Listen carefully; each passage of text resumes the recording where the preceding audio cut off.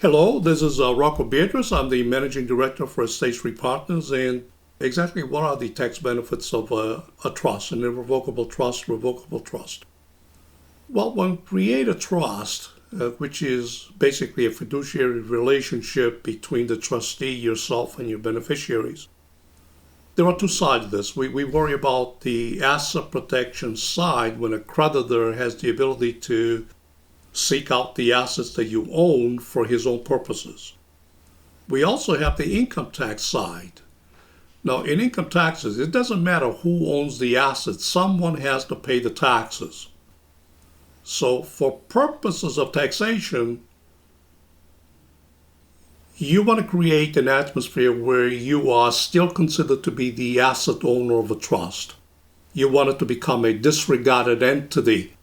So the person having the wealth is the person that actually owns it for the purposes of taxation. But for purposes of risk, you want to be able to claim that you don't own it. Can you have this? Yes, you can. The Internal Revenue Service recognizes all types of trusts.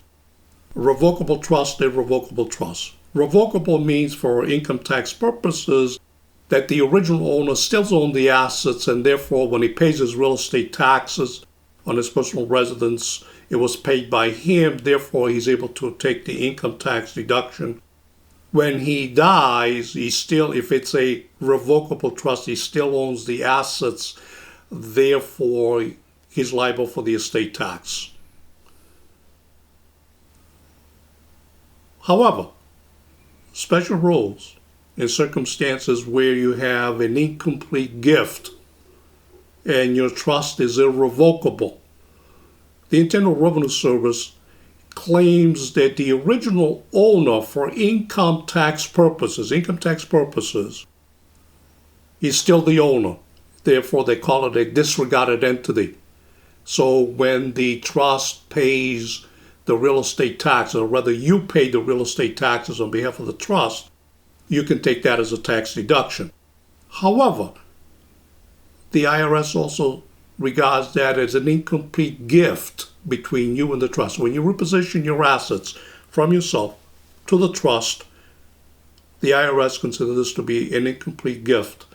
Therefore, for income tax purposes, estate tax purposes, as opposed to income taxes, you're still the owner. Estate taxes, you're not the owner. Special rules apply. Incomplete gift. So on the date of death, for estate tax purposes, you're not the owner, therefore you're not subject to the estate tax. Those are the benefits of an irrevocable trust. For income tax purposes, it's a disregarded entity. For estate tax purposes, you no longer own the assets. And for creditor purposes, you don't own the asset if it's irrevocable. Therefore, you're not subject to a creditor judgment. For this article and more on this very complex subject, please visit our website, ultratrust.com, or to have a discussion, please call me directly. Thank you.